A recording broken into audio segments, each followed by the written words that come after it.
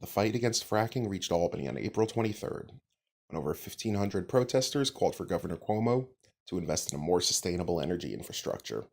Even though New York banned the controversial method of extracting natural gas in 2014, much of the city's heating and cooking gas comes from fracking, and almost 60% of New York's electric plants are powered by fossil fuels. The city's gas supply mainly comes from the Marcellus Shale, a massive underground rock formation that stretches across 9 states. Hydraulic fracturing involves drilling deep into these complex formations and through layers of underground aquifers. After the wells are drilled, companies pump a mixture of water and undisclosed chemicals into the rock formations to force the gas to the surface. In nearby Pennsylvania and West Virginia, residents have complained of unsafe drinking water after fracking began. After the gas is extracted, it runs through a network of pipelines and compressor stations that stretch across the country. Gas leaks are a common occurrence, and numerous studies have found that these leaks can significantly impact air and water quality and are dangerous to public health. These leaks happen at almost every stage of the process. During a recent community meeting about the proposed Williams pipeline, Brooklyn, Queens, and Long Island residents joined with communities from New Jersey to raise awareness about the pipeline's potential impacts. So the Williams pipeline is a dangerous 23-mile fracked natural gas pipeline that was stretched through the Bay, New York City Harbor. We're trying to stop it for several reasons. The pipeline is dangerous. It's dangerous to marine life and to humans. And so they're going to have to dig a trench line that will go across this whole 23 miles. And in the process, it's going to stir up a lot of the dioxins, the PCBs, the arsenic, the lead that has settled over the years at the bottom of the bay. And there's a lot of other reasons why it's dangerous. I mean, it's transporting fracked natural gas, which when burned, contributes to climate change. Also, the company, Williams Energy, has a bad safety record.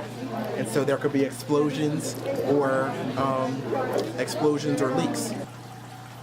So just over the past 10 years, pipeline companies have had, and this is all pipeline companies, there have been 474 people injured from explosions, fires, methane leaks, etc.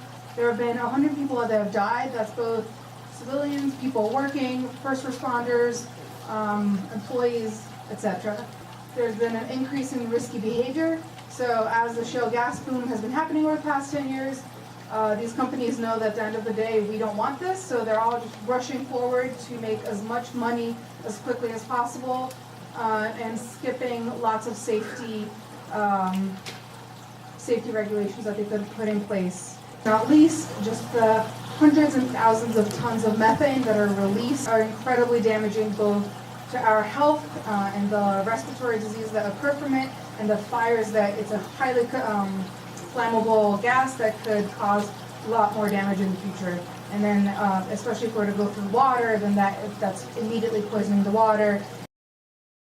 Where does the methane come from?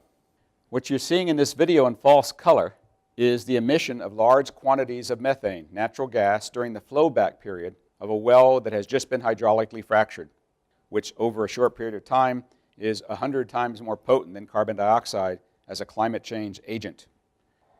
This bubbling is occurring in a pool of water that's accumulated around the wellhead.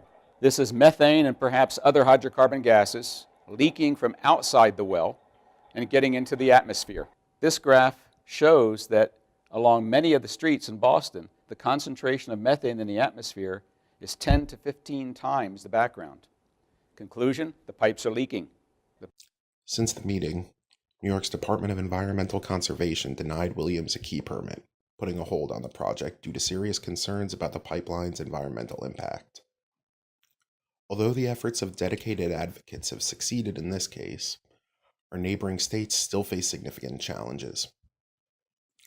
One proposed fracking site near the Delaware River Basin could put nearly half of New York's drinking water at risk of contamination.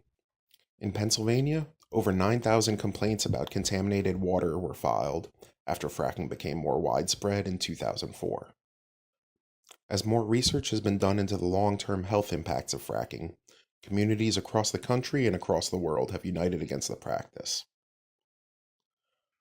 With the continued efforts of dedicated citizens worldwide, hopefully we can find a way towards a more sustainable future.